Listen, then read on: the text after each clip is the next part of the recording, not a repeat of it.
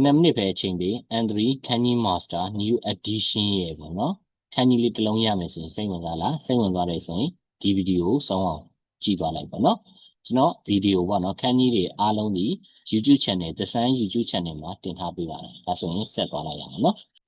N3 Canny ပေါ့နော်ကြက်ဖို့ခက်နေတယ်ဆိုရင်အခုဗီဒီယိုကိုကြုံသွားနေကြည့်သွားလိုက်နော်ကျွန်တော်တော်လုံးလုံးတက်လုံးလုံးပညာဒနာလောက်တာမဟုတ်ပါဘူးအတန်တကယ်လို့မှားခဲ့တယ်ဆိုရင်ခွင့်လွှတ်ပေးဖို့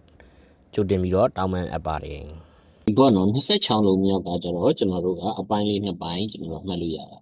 ရှေ့ကကျွန်တော်တို့ဒီမီးဆိုတဲ့အပိုင်းလေးမှတ်မယ်နောက်ကကျတော့မြင်မာတယ်ဆိုတဲ့ကျွန်တော်တို့ကအပိုင်းလေးပေါ့နော်အဲ့ဒီတိုင်းလေးကျွန်တော်တို့မှတ်ထားလို့ရတယ်နော်မြင်မာပြီဆိုတဲ့အပိုင်းလေးလည်းပါပါအဲ့တော့ကျွန်တော်တို့ကဘယ်လိုမှတ်မလဲဆိုရင်ပေါ့နော်မီးက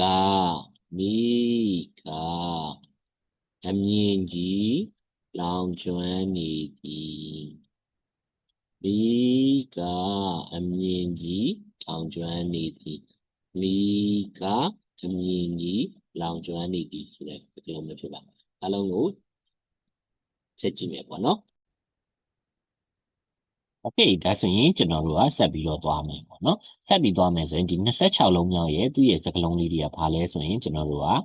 ရာခဲရူလောင်ကျွမ်းသည်ပေါ့နော်ပြီးတော့ရင်ရာခုကင်းသည်နောက်တစ်ခုကကျွန်တော်တို့ကနေခမ်းကြီးပေါ့နော်နေခမ်းကြီးလေးနဲ့ပေါင်းတယ်ဆိုရင်ဟိရာခဲပေါ့နော်နေလောင်ခြင်းဟုတ်ပြီနောက်တစ်ခုကကျတော့ဘာလဲဆိုရင်အန်ရှောပေါ့နော်မီကူဆက်ခြင်းဆိုတဲ့စကားလုံးနဲ့ဖြစ်ပါတယ်အားလုံးကိုကျေးဇူးတင်ပါတယ် Like and subscribe ခေါင်းလုံးလေးနှိပ်ပေးခဲ့ပါဦး